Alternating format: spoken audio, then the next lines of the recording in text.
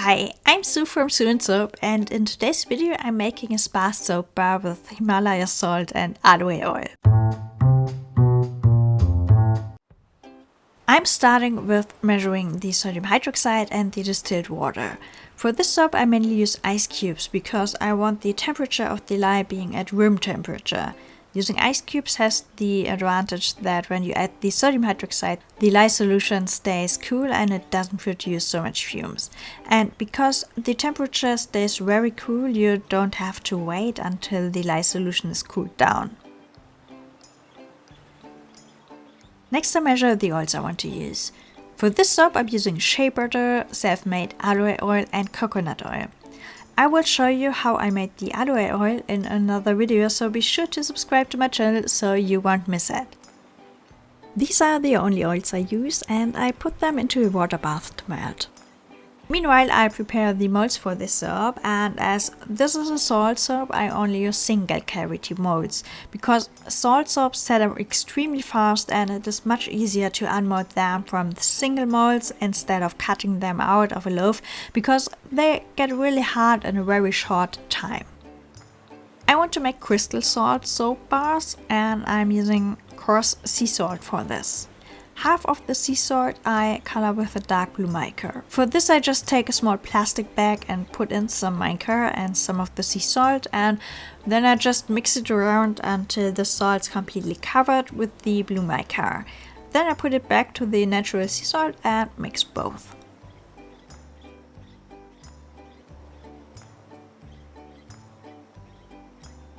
I put the sea salt mix into one edge of every single mold.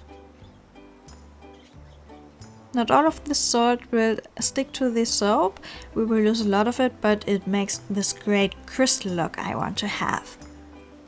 I also don't need all of the molds I'm preparing, I just want to have a choice of what looks good, and I tried different edges of these wavy molds just to find out which one looks good to me. I also put some single salt pieces into it, so it is a bit more interesting. For this soap I want to make a one-pot swirl and I'm using the same dark blue mica I already used for the sea salt. I'm pre-mixing it with some castor oil so it is easier to incorporate the color into the batter. The castor oil also is a lather stabilizer so it probably helps a bit. Before I start soap making, I prepare everything I need and put it into reach.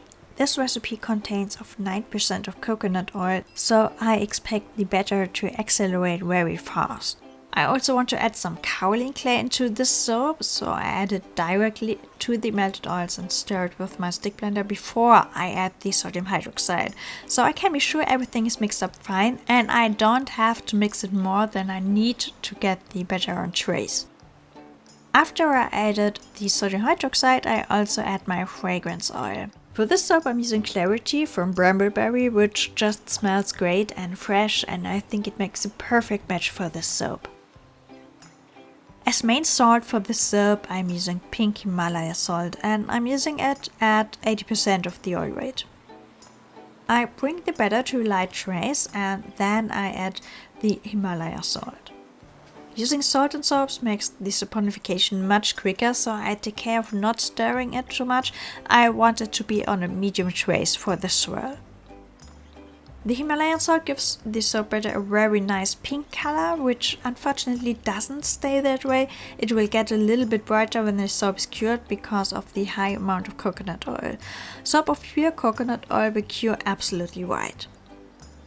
I divide the batter into two parts and color one of them with the dark blue mica I pre-mixed before. I thought that the batter isn't thick enough, so I decided to stir it a few seconds more and then it looked way better. I don't want to have it on such a thin trace because I don't want the batter to go all through the salt piles I made in the single molds. I want it to stay upon the salt so I get this crystal and kind of geode looking style. And because the batter is at medium trace, it makes it a bit difficult for swirling, so I only mix small amounts of both colors at once and pour them into the molds.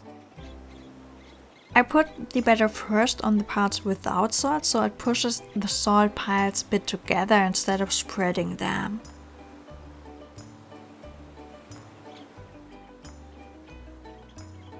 I always give you timestamps for my videos in the description below, as well as some links to the supplies and ingredients I use, so be sure you check it out. You can also find the recipe for my soaps there.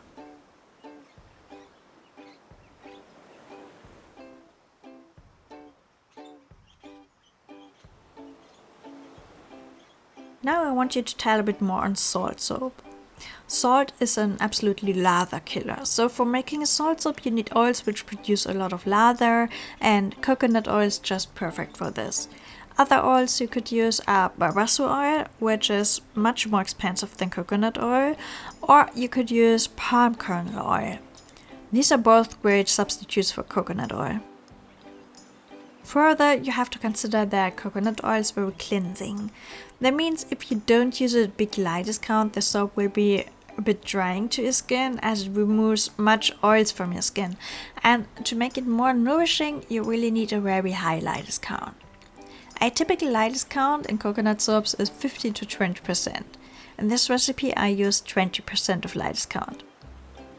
You can also find the whole recipe in the video description.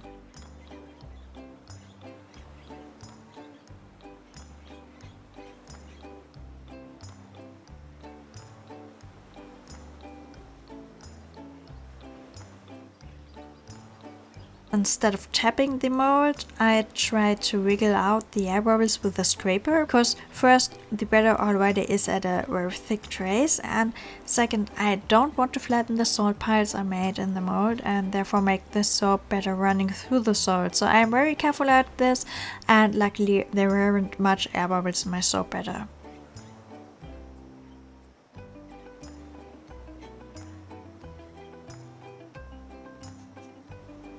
Because of the salt, I was able to unmold it after 3 hours.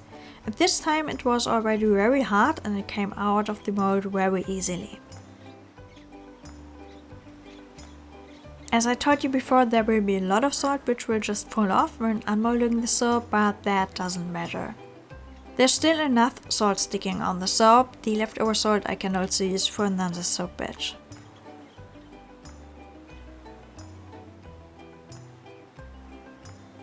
The bars are looking so beautiful, and I'm really glad I used this very single mold. It is so much more interesting than just a plain mold. For the salt you can use from 50% up to 100% of the oil weight. You can do that however you prefer. I used 80% of Himalayan salt plus the amount of coarse sea salt which I used for decoration.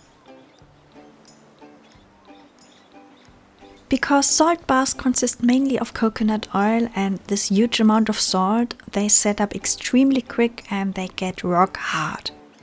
That also means that they will last a long time, which makes it perfect for use in the shower. You might probably think that because of the high amount of coconut oil, the soap is more drying to your skin, but the high amount of light discount ensures that it is indeed very moisturizing.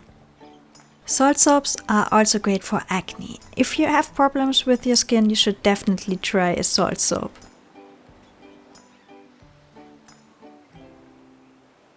If you want to make a salt soap by yourself, I highly recommend using single cavity molds. You can do it in a loaf mold, but it will be very difficult to cut the soap afterwards because it gets so hard.